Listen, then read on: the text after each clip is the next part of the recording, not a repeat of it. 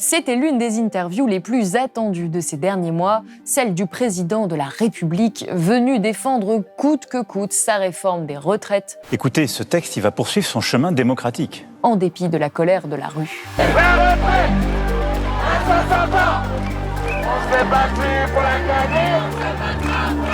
Et la retraite à 60 ans.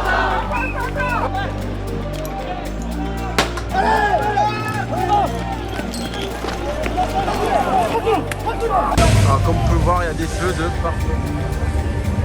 Dans cet entretien de plus de 30 minutes, il a utilisé de nombreux arguments économiques pour justifier une réforme dont une grande partie des Français ne veut pas. Et on n'a pas forcément envie d'entendre la réalité, mais je vous dis, cette réforme, ça n'est pas un luxe, ça n'est pas un plaisir, c'est une nécessité pour le pays. La réforme serait nécessaire, indispensable, juste. Et de manière générale, le président de la République se battrait pour plus de justice sociale. Et beaucoup de travailleurs disent, vous nous demandez des efforts, il y a des gens qui travaillent jamais, ils ont quasiment la même vie, eux ils vont jamais travailler, ils auront le minimum vieillesse. Pour comprendre si ces arguments sont fondés, on va les décrypter un à un avec Michaël Zemmour, l'économiste de référence en ce qui concerne cette réforme, dans cette nouvelle émission économique pour Blast.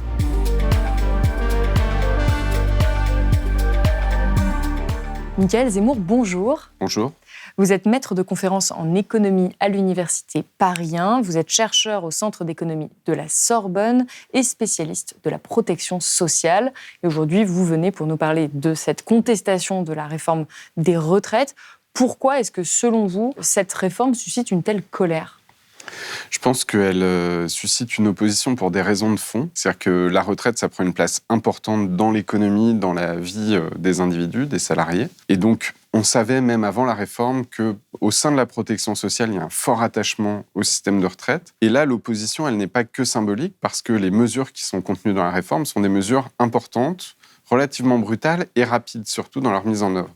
C'est-à-dire que le gouvernement a choisi de faire des économies rapidement en décalant les départs à la retraite. Ça va s'appliquer dès la fin de l'année 2023, c'est-à-dire que les personnes qui devaient partir en octobre 2023, si la réforme est appliquée, devront partir en 2024. Et puis, c'est un décalage relativement rapide, puisque les personnes nées en 1968, par exemple, ne pourraient pas partir à la retraite avant 64 ans, sauf conditions particulières. Et donc, pour finalement quasiment toute la population de ce pays, mais en particulier pour les personnes qui sont aux portes de la retraite, c'est changer les règles du jeu de manière assez dure et assez rapide.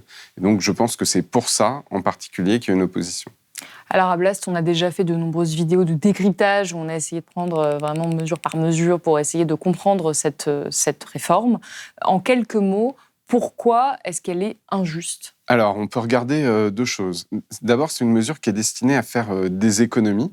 Et donc, on peut regarder qui va supporter le plus ces économies. Les économies, elles sont faites par le décalage du départ en retraite et par l'allongement de la durée de cotisation.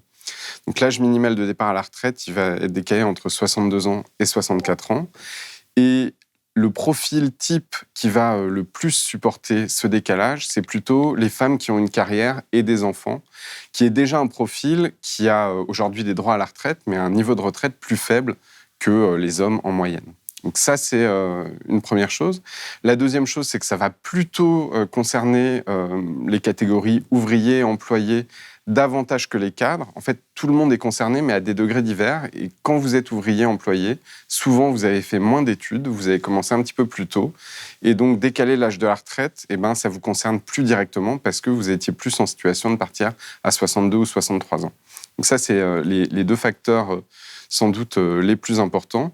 Et puis aussi, il y a le côté, j'en parlais précédemment, brutal, c'est-à-dire la mise en œuvre extrêmement rapide pour des gens qui voyaient déjà, qui avaient déjà organisé leur retraite pour dans quelques mois. Et dans le cadre des réformes précédentes, par exemple, c'était pas le cas ? C'était pas aussi brutal ? Alors ça dépend. Il y a eu des réformes dures, mais qui ont eu une application très longue. La réforme Balladur de 1993, elle s'est appliquée sur une quarantaine d'années. Donc elle fait beaucoup d'économies, mais elle a eu une application très lente et les individus ont eu le temps de s'y adapter. Par contre, on a eu déjà une réforme brutale et rapide, c'est celle de 2010, qui a passé la retraite de 60 à 62 ans. Je ne passerai pas en force. Le temps qu'il faut sera donné à la discussion avec les partenaires sociaux. Mais je vous promets qu'avant 6 mois, les mesures nécessaires et justes auront été adoptées. à beaucoup d'aspects, la réforme actuelle ressemble à la réforme de 2010, avec une différence néanmoins, c'est que passer de 62 ans à 64 ans, c'est pas exactement la même chose que de passer de 60 à 62 ans. Le passage à 62 ans, il est encore relativement récent.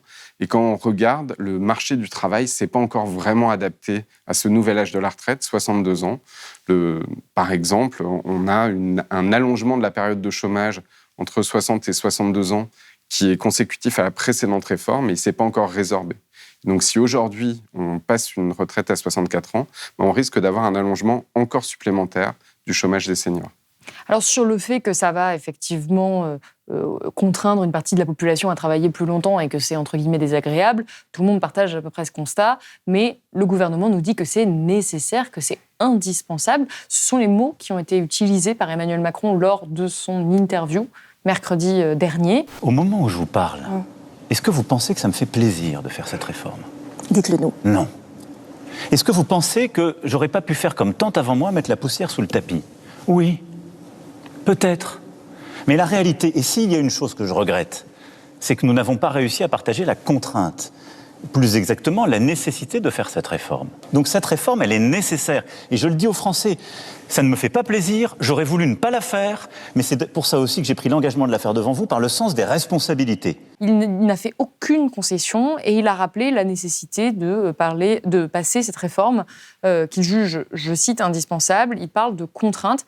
Vous, qu'est-ce que vous répondez à ça ? Ça fait partie de la feuille de route du gouvernement, très clairement, puisque dans sa stratégie économique, il y a l'idée de baisser les impôts, ce qui a été largement fait lors du précédent quinquennat et ce qui a encore été fait au début du quinquennat, notamment les impôts sur les entreprises, les impôts de production, puis la taxe d'habitation sur les ménages aisés. Et en contrepartie, le gouvernement table sur des économies en dépenses publiques qui inclut les retraites. Et donc, pour le président de la République, ça fait partie de sa stratégie économique. C'est peut-être à ce titre-là qu'il dit que c'est indispensable. Là où, par contre, son propos, à mon avis, est excessif, c'est d'une part dans la dramatisation. Il faut faire cette réforme tout de suite et celle-là absolument où c'est la crise. C'est pas vrai, ni du point de vue des retraites, ni du point de vue des finances publiques. Et puis, le deuxième aspect sur lequel c'est excessif, c'est de dire qu'il faut absolument choisir cette réforme avec ce calendrier. C'est-à-dire que des réformes des retraites, il y en a en France à peu près tous les 5 ans. C'est normal, en fait, on a un système qui se gère au fil de l'eau. Mais par contre, on dispose de différents leviers pour ajuster le système des retraites, le niveau des retraites, le financement ou l'âge de la retraite. Et le gouvernement a choisi un levier en particulier, mettre tous les efforts sur l'âge de la retraite. Et ça, il n'y a rien d'indispensable. On n'est pas obligé de commencer en septembre 2023. On n'est pas obligé de mettre tous les efforts sur l'âge de la retraite. Et là, c'est un propos excessif qui vise surtout à justifier des choix politiques. Et une question qui a émergé pendant ce débat autour de la réforme des retraites, c'est celle de la pénibilité au travail, de ces emplois souvent précaires, de ces emplois difficiles qui usent les corps. Emmanuel Macron l'a reconnu pendant cette interview-là. Il a expliqué qu'effectivement, il y avait une problématique. Beaucoup de gens, à juste titre, j'ai écouté dans l'agroalimentaire, en Bretagne, dans certains métiers encore postés, dans l'industrie, dans le centre de la France, les métiers aussi du soin, les éboueurs, les égoutiers. Bon, ces métiers difficiles. Ils disent à 60 ans, on a le dos cassé, on est épuisé. C'est vrai. Mais si on est honnête avec nous-mêmes, c'est pas 62 ou 64 ans qui est le problème. Le problème, il est à 55 ou 58 ans. Alors on fait quoi ? Et donc, le vrai sujet qui a commencé à être ouvert par le gouvernement comme par les parlementaires dans ce texte, c'est celui de l'usure professionnelle et des fins de carrière. Celui-ci, on doit très concrètement le prendre à bras-le-corps. Parce que si on veut donner une réponse à cette colère légitime et une réponse efficace, moi je souhaite, il faut attendre quelques jours, quelques semaines, mais qu'on réengage avec les partenaires sociaux sur des sujets très concrets. Vous, qu'est-ce que vous en pensez ? Est-ce qu'il n'aurait pas fallu peut-être traiter en amont la question de la pénibilité au travail avant d'obliger les gens à travailler plus longtemps ? C'est une vraie impasse et de la réforme et du système de retraite en France en général. C'est-à-dire que la pénibilité est très mal prise en compte. Le dispositif peut-être le plus connu, c'est le compte pénibilité qui a été mis en place il n'y a pas très longtemps, dans les années 2010. Et aujourd'hui, on a à peu près 10 000 personnes par an, je crois, seulement qui partent de manière anticipée au titre du compte pénibilité. Pour l'essentiel, on a un système qu'on pourrait appeler curatif, c'est-à-dire qui vous autorise à partir plus tôt à la retraite si vous prouvez que le travail vous a trop abîmé pour travailler. Donc dans ces cas-là, si vous êtes en incapacité par exemple, ou en situation de handicap, vous pouvez partir. Mais pour le reste, les facteurs de pénibilité au travail sont très mal reconnus. Ils sont un peu reconnus par certains régimes spéciaux. C'est notamment à ce titre-là que certains régimes spéciaux permettent de partir plus tôt à la retraite. Mais il y a beaucoup de situations de pénibilité, de stress psychique, de stress physique aussi, qui ne sont pas reconnus. On donnait l'exemple des éboueurs, alors pas ceux de la mairie de Paris en particulier, mais les éboueurs salariés du privé, dont la pénibilité n'est pas reconnue et dont l'âge minimal de départ aujourd'hui est de 62 ans. Si la réforme passe, ça serait 64 ans. Donc la pénibilité n'est pas reconnue par notre système en particulier, et la réforme ne change rien à ça. Éventuellement, elle élargit un petit peu les critères pour faire reconnaître la pénibilité sur le compte pénibilité, mais en même temps, elle décale le départ anticipé pour pénibilité de 60 ans à 62 ans. Donc, globalement, on passe complètement à côté de cet enjeu, et le fait d'en parler, il y a un côté alibi. C'est-à-dire qu'on n'a pas traité cet enjeu-là. Il ne sera pas traité pour les premières personnes concernées par la réforme, et on renvoie à, après la réforme, le fait de faire des avancées qui, au mieux, concerneraient les personnes qui ont moins de 50 ans aujourd'hui. Emmanuel Macron a également déclaré que les smicards n'ont jamais autant vu leur pouvoir d'achat augmenter.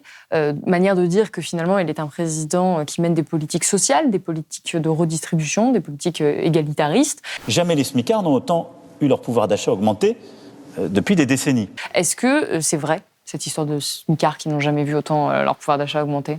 Non, c'est pas vrai, ou alors c'est très imprécis. Je sais pas à quoi il fait référence exactement. C'est-à-dire que le SMIC a augmenté beaucoup, mais c'est beaucoup en conséquence de l'inflation. Donc le pouvoir d'achat au niveau du SMIC récemment n'a pas augmenté. Peut-être qu'il fait référence à une mesure qui a été prise pendant son premier mandat, c'est-à-dire la revalorisation de la prime d'activité pour les salariés au SMIC. Mais là, c'est un peu différent, parce que la prime d'activité, c'est pas attaché au SMIC. C'est une sorte de complément de salaire, mais qui n'est pas du salaire, et dont le montant dépend de votre composition familiale. Si vous vivez avec quelqu'un qui travaille, votre prime d'activité peut être beaucoup plus faible, voire quasiment absente. Donc, c'est pas vrai que le pouvoir d'achat des smicards a considérablement augmenté. La prime d'activité a un peu amélioré le pouvoir d'achat des travailleurs modestes lors du précédent quinquennat. Mais par ailleurs, le SMIC, lui, était plutôt à la traîne, c'est-à-dire que depuis une dizaine d'années, il n'y a pas de coup de pouce. Depuis, il y a eu un tout petit coup de pouce sous François Hollande, mais il n'y a pas de coup de pouce au SMIC. Le SMIC avait donc plutôt dérivé par rapport à l'ensemble des autres salaires. À la faveur de l'inflation, il est en train de les rattraper un petit peu, parce que les autres salaires baissent, mais on ne peut pas parler d'une très forte amélioration du pouvoir d'achat des smicards. Et toujours dans la catégorie des arguments qu'il a mobilisés pour justifier le passage un petit peu en force de cette réforme, il y avait cette idée de plus de justice sociale, finalement, de plus d'égalité face aux retraites. Et il expliquait qu'il y a des gens qui n'ont quasiment pas travaillé de leur vie, qui ont la même vie que ceux qui auraient travaillé. C'est un argument qui a été mobilisé. Ce sentiment d'injustice, c'est de dire au fond, c'est toujours nous qui bossons, à qui on demande des efforts. Et beaucoup de travailleurs disent, vous nous demandez des efforts. Il y a des gens qui travaillent jamais, ils ont quasiment la même vie. Eux, ils vont jamais travailler, ils auront le minimum vieillesse. Pourquoi est-ce que ça peut être discutable comme argument ? Bon, d'abord, l'argument de la justice, on entend beaucoup depuis le début de la réforme. Déjà, il faut distinguer deux plans. Globalement, c'est une réforme qui est destinée à faire des économies et donc qui va dégrader, pour l'essentiel, les droits de la plupart des assurés. Et donc, c'est pas une question d'injustice, c'est tout le monde perd. Et donc ensuite, on peut regarder qui perd plus, qui perd moins. Il y a une catégorie qui peut gagner un petit peu, c'est certaines petites pensions qui vont être valorisées de quelques dizaines d'euros pour les personnes qui sont parties sans décote. Mais globalement, c'est plutôt une perte inégalement répartie. Et donc, quand on essaye de promouvoir la réforme au nom de la justice, on est vraiment à côté du sujet, parce que notamment les enjeux de justice, c'est-à-dire la revalorisation des très petites pensions, l'instauration d'un minimum garanti ou l'inégalité femmes-hommes, la réforme passe très largement à côté. Ensuite, l'opposition entre ceux qui auraient travaillé beaucoup et ceux qui n'ont pas travaillé, c'est vraiment une formule à l'emporte-pièce qui vise beaucoup à stigmatiser. D'abord, les personnes qui ont moins travaillé durant leur carrière, elles subissent déjà des fortes pénalités. Elles ont peu ou pas de retraite, ou des montants très faibles, et souvent, quand on n'a pas travaillé pendant sa vie, c'est pas parce qu'on s'amusait. Ça peut être parce qu'on s'occupait de la maison, des enfants. Ça peut être parce qu'on a connu de la maladie ou du chômage. Et donc, l'opposition n'est pas forcément bienvenue. Ça, c'est la première chose. La deuxième chose, c'est que clairement, aujourd'hui, quand on a une carrière complète, on part à la retraite dans de meilleures conditions que si on a une carrière hachée ou pas de carrière du tout. Et donc, l'opposition n'est pas très juste. Le troisième point, c'est que, contrairement à ce que dit Emmanuel Macron, c'est plutôt les personnes qui ont une carrière qui vont être pénalisées plus fortement par la réforme, parce que les personnes les plus modestes sont déjà dans une situation tellement mauvaises vis-à-vis de la retraite, finalement, qu'elles partent déjà à 67 ans ou déjà en invalidité, et donc elles vont moins subir le décalage de l'âge. Donc, les personnes qui vont plutôt être fortement touchées par la réforme des retraites, c'est les ouvriers, les employés de classe moyenne qui ont eu une carrière, et c'est précisément ces personnes-là qui vont être décalées par la réforme. Donc là aussi, il est un petit peu à côté du sujet. Et puis, plus globalement, il y a quand même un problème dans le discours économique général qui consiste à opposer entre elles et eux des personnes qui ne sont pas dans des situations très favorables. C'est-à-dire que vous avez beaucoup de femmes qui ont des pensions assez faibles, qu'elles aient été en emploi, qu'elles aient interrompu leur carrière, qu'elles aient repris leur emploi. Et le dernier élément, c'est que faire croire que quand on n'a pas ou peu travaillé dans sa carrière, on est dans une situation très favorable, c'est vraiment être à côté du sujet. Le minimum vieillesse, il est à un montant faible. Il est de l'ordre de 900 € pour une personne seule ou 1 500 € pour un couple. Mais si vous vivez avec quelqu'un qui a une retraite, vous pouvez ne pas le toucher du tout. Et donc, par ailleurs, il faut attendre 65 ans pour toucher le minimum vieillesse. C'est pas 62, c'est pas 64. Et donc, il n'y a vraiment pas de sujet à mettre en avant pour opposer finalement les personnes modestes entre elles. C'est une technique assez connue dans le discours, mais en réalité, c'est une réforme qui n'améliore pas franchement la situation des plus modestes et qui dégrade franchement la situation des personnes qui ont une carrière et un emploi. Bon, on a les lampes de l'éclairage qui chauffent énormément, donc on va prendre une petite pause et on revient tout de suite. Et toujours dans cette même optique pour parler de justice sociale, Emmanuel Macron a également évoqué une éventuelle taxe exceptionnelle sur les entreprises, référence à la taxe sur les super-profits qui avait beaucoup été évoquée par des économistes à un moment et qui n'avait pas été appliquée en France, contrairement à d'autres pays européens. Quand on a des grandes entreprises qui font des revenus tellement exceptionnels qu'ils en arrivent à utiliser cet argent pour racheter leurs propres actions, là, je vais demander au gouvernement de pouvoir travailler à une contribution exceptionnelle pour que cet argent, quand il y a des profits exceptionnels d'entreprises qui sont prêtes à racheter leurs propres actions, que leurs travailleurs puissent en profiter. Il faut qu'ils distribuent davantage à leurs salariés et il faut qu'il y ait une contribution à cet effort du moment. Qu'est-ce que ça vaut, cette taxe exceptionnelle sur les entreprises ? Je n'ai pas les détails encore, donc je ne sais pas exactement à quoi il fait référence. Ça semble un peu étrange parce que, si j'ai bien compris, il s'agit de faire profiter les salariés pour les entreprises qui rachèteraient elles-mêmes leurs propres actions. Bon, c'est pas très clair, mais globalement, s'il y a des super profits, il serait normal de les taxer, à la fois pour utiliser cet argent, mais aussi pour tenir compte de la situation exceptionnelle. Et du côté des salariés, il y a un bon outil pour revaloriser le pouvoir d'achat, c'est les salaires. C'est-à-dire qu'il y a une différence entre beaucoup de dispositifs mis en place par Emmanuel Macron, notamment la prime Macron, mais peut-être aussi ce dispositif-là et le salaire. Il y a au moins deux différences. La première, c'est quand vous augmentez les salaires, ça perdure dans le temps, c'est-à-dire que l'année suivante, on ne peut pas vous le retirer. Et la deuxième chose, c'est que les salaires comptent pour la retraite et pour le chômage. À la fois, ils servent de base de financement, ce qui n'est pas le cas, par exemple, pour la prime Macron, mais aussi, vous, quand on va vous calculer votre droit à retraite ou votre droit au chômage, votre salaire sera pris en compte, pas forcément les primes, l'intéressement ou la participation. Aujourd'hui, on voit qu'il y a une colère sociale immense. On est revenu sur cette réforme, mais aujourd'hui, ça dépasse cette réforme des retraites. Il y a un sentiment d'injustice, un sentiment de ne pas être écouté. Comment est-ce que, selon vous, Emmanuel Macron pourrait sortir de cette impasse ? Par quelle réforme économique, notamment ? D'abord, je pense que le sort de la réforme des retraites n'est pas encore joué. C'est-à-dire qu'à la fois, elle a été adoptée au Parlement, il y a des recours devant le Conseil constitutionnel, mais on a, en même temps, quand on regarde l'histoire sociale de la France, des exemples de réformes qui sont adoptées au Parlement et pas mises en œuvre. Alors, certaines ont été mises en œuvre, malgré une forte opposition, c'est le cas de la réforme des retraites de 2010, et d'autres n'ont pas été mises en œuvre, c'est le cas du contrat première embauche en 2006, qui avait été adopté par le Parlement mais pas promulgué. C'est le cas aussi de la première réforme des retraites d'Emmanuel Macron, qui avait été adoptée au 49.3, le fameux système à points, et qui n'a jamais été mise en œuvre suite à la crise du Covid. Et donc là, au moment où on parle, il y a toujours un mouvement social très fort et qui ne semble pas faiblir. Et donc la suite de l'histoire ne me semble pas complètement jouée. Oui, donc tout peut encore basculer. On peut encore, pour vous, revenir sur cette réforme des retraites. Mais il me semble que l'opposition est encore très forte et que le gouvernement pourrait la retirer. C'est ce que demandent les organisations syndicales. Et au-delà de la question de la réforme des retraites, donc qui, selon vous, pour apaiser la colère sociale, devrait être tout simplement retirée, est-ce qu'il y a d'autres réformes qui pourraient être mises en place pour répondre aussi à ces besoins de justice sociale et de baisse de pouvoir d'achat face à l'inflation ? Alors, quand même, la première chose, c'est la réforme des retraites, au sens où la retraite, traditionnellement, c'est un objet qui est, sinon dans les mains, du moins qui intéresse particulièrement le travail et les organisations syndicales. Donc on a déjà une réforme dure du chômage qui s'est faite contre les partenaires sociaux, tous. On a une réforme dure des retraites qui se fait contre les partenaires sociaux. Et donc si vraiment la réforme va jusqu'au bout, il risque d'y avoir quelque chose de vraiment fracturé dans l'organisation du travail. Au-delà de ça, ce qu'on a bien vu avec la réforme des retraites, c'est qu'il y a une question importante sur le travail et son organisation. Vous parliez tout à l'heure de pénibilité. On a manifestement en France une organisation du travail qui est basée sur l'usure, c'est-à-dire un ensemble de métiers où on va recruter des gens en organisant le travail et en sachant qu'elles et ils ne pourront pas tenir jusqu'au bout de leur carrière. C'est-à-dire qu'à la fois, quand vous interrogez les salariés, ce qu'a fait le ministère du Travail récemment, il y en a 37% qui vous disent qu'ils ne se voient pas continuer dans le même emploi jusqu'à la retraite.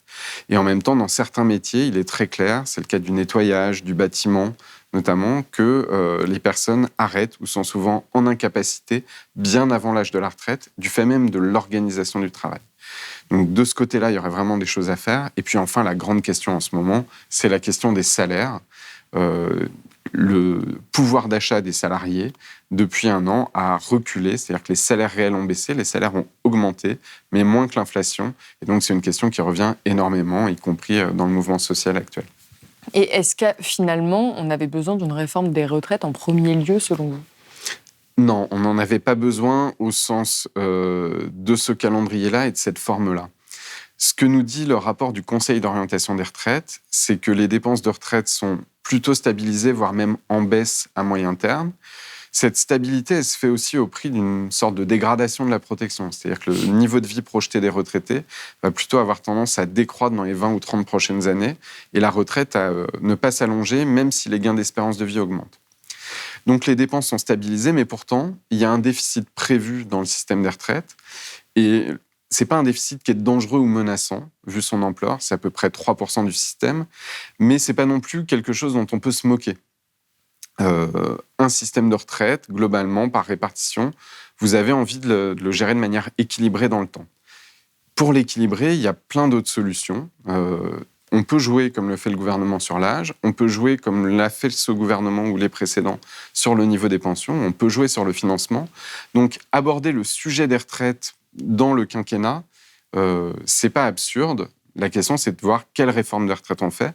D'abord pour traiter le déficit, mais c'est pas la seule question. Finalement, le déficit n'est pas très important, donc il y a des réponses qui peuvent être assez simples, mais aussi pour améliorer le système, parce que si la retraite fait bien son travail en France, il y a aussi des imperfections, notamment du côté de l'égalité femmes-hommes ou du côté des personnes qui ont un bout de carrière dans le public ou un bout de carrière dans le privé.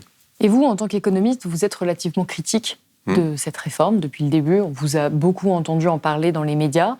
Et j'ai peu entendu de voix d'économistes qui défendraient, à contrario, cette réforme. Donc je me demandais si votre position est majoritaire dans le domaine économique, en tout cas dans le paysage universitaire français aujourd'hui, ou est-ce que vous défendez, on vous donne beaucoup la parole pour une position qui serait finalement minoritaire ? Bon, je n'ai pas fait de sondage parmi les économistes. Qu'est-ce qu'on peut dire ? On peut dire que, globalement, les économistes qui seraient les plus enclins à soutenir cette réforme, ils le font pour des raisons qui sont extérieures au système de retraite. C'est-à-dire plutôt la baisse des dépenses publiques ou se servir des retraites pour réduire le déficit public. Ils voient ça comme un outil. Effectivement, c'est un outil parce que les retraites, c'est beaucoup de dépenses. Donc, si vous voulez réduire le déficit, vous touchez aux retraites, tout de suite, ça a un effet. Et pour des arguments qui vont aller du côté du marché du travail, effectivement, si vous décalez l'âge de la retraite, il y a des personnes qui vont être plus longtemps en emploi. Donc, ça va augmenter le taux d'emploi. Mais généralement, les personnes qui voient, entre guillemets, ces avantages, ce ne sont pas des avantages, à mon avis, très importants. C'est-à-dire que ça ne rendra pas la France riche, la réforme des retraites. Mais il y a ces avantages. Peut-être qu'ils ne se sont pas assez intéressés à l'autre aspect, c'est-à-dire les conséquences concrètes de la réforme sur le travail et sur la vie des individus. Et c'est là où je veux en venir. Les personnes qui connaissent bien le système des retraites sont plutôt, celles avec qui j'ai discuté, plutôt pas d'accord avec cette réforme. Certaines pensent qu'il fallait une réforme, mais pas celle-là. D'autres que la réforme pouvait attendre. Mais le choix d'une réforme, encore une fois, extrêmement rapide, c'est-à-dire qui se met en place tout de suite, et assez brutale sur ses modalités, est assez critiqué parmi les personnes avec qui j'ai pu discuter. Écoutez, merci beaucoup. C'est la fin de cette émission. Merci d'être venu sur le plateau de Blast, Mickaël Zemmour. Merci à vous. C'est la fin de cette vidéo. Merci beaucoup de l'avoir regardée. Dites-moi ce que vous avez pensé de cette analyse dans les commentaires. J'étais censée traiter de la finance dans la prochaine vidéo, mais l'actualité est venue quelque peu bouleverser nos programmes, alors on va probablement revenir encore sur la question des retraites. Et pour ça, j'ai besoin de savoir quels aspects de cette réforme vous voudriez voir traités ici. Je rappelle qu'on en a déjà beaucoup parlé dans d'autres vidéos sur le sujet, mais si vous avez des interrogations, c'est le moment de les exprimer en commentaire. Enfin, comme à chaque fois, je vous l'évoque parce que c'est absolument fondamental, à Blast, nous sommes un média complètement indépendant. Nous ne vivons que grâce à vous, notre audience, ce qui est plutôt peu commun dans le monde des médias. Pour produire tous ces contenus, nous avons besoin de votre soutien financier. Donc si vous le pouvez, n'hésitez pas à faire un don ou à vous abonner sur blast-info.fr. Et moi, je vous dis à bientôt.